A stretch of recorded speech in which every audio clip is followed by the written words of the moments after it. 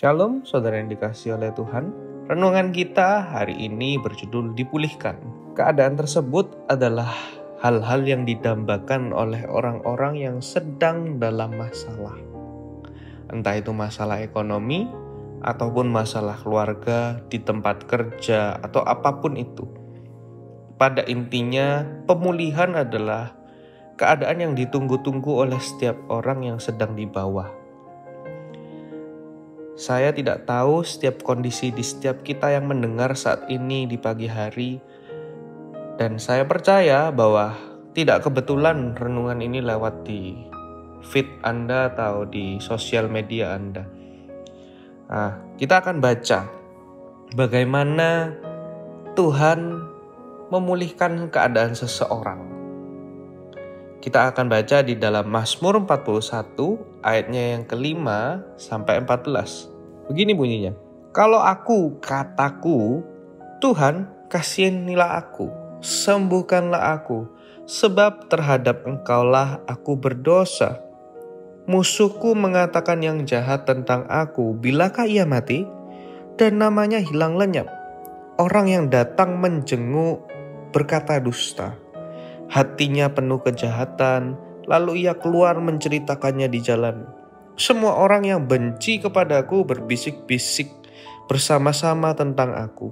Mereka merancangkan yang jahat terhadap aku. Penyakit jahanam telah menimpa dia. Sekali ia berbaring, takkan bangun-bangun lagi. Bahkan sahabat karibku yang kupercayai, yang makan rotiku, telah mengangkat tumitnya terhadap aku. Tetapi Engkau ya Tuhan, kasihanilah aku dan tegakkanlah aku, maka aku hendak mengadakan pembalasan terhadap mereka. Dengan demikian aku tahu bahwa Engkau berkenan kepadaku apabila musuhku tidak bersorak-sorai karena aku. Tetapi Engkau menopang aku karena ketulusanku. Engkau membuat aku tegak di hadapan-Mu untuk selama-lamanya. Terpujilah Tuhan Allah Israel dari selama-lamanya sampai selama-lamanya. Amin, ya amin. Bisa kita lihat penulis Mazmur ini berkeluh kesah di hadapan Tuhan.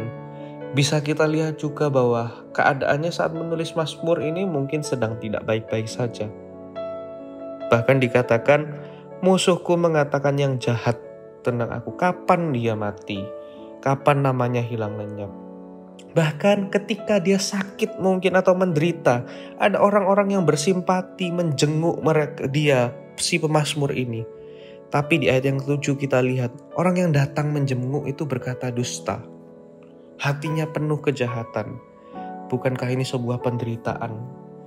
Ketika ada orang menjenguk kita saat kita ada masalah, justru malah difitnah atau berkata yang jelek atau judgement, penghakiman yang kita terima. Bahkan bisa kita baca di ayat yang ke-10, sahabat karib yang kupercayai, yang makan rotiku, mengangkat tumitnya terhadap aku. Orang-orang di sekelilingnya hilang. Adakah salah satu dari kita sedang di posisi ini, saudara?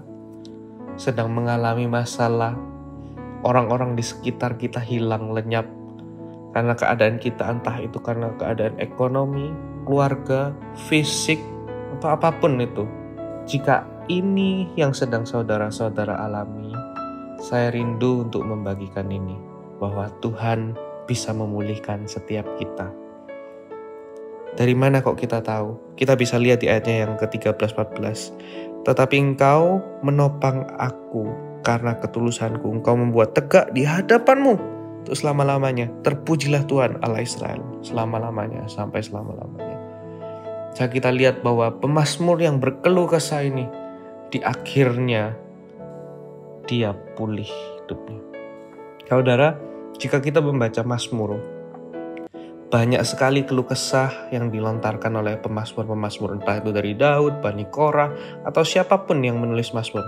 Tapi bisa kita dapati pula kebanyakan di akhir dari Mazmur ini selalu berakhir dengan happy ending, yaitu memuliakan Tuhan.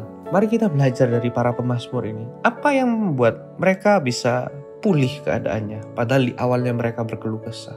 Bisa kita pelajari dari garis benang merahnya, bahwa setiap pemazmur itu jujur di hadapan Tuhan.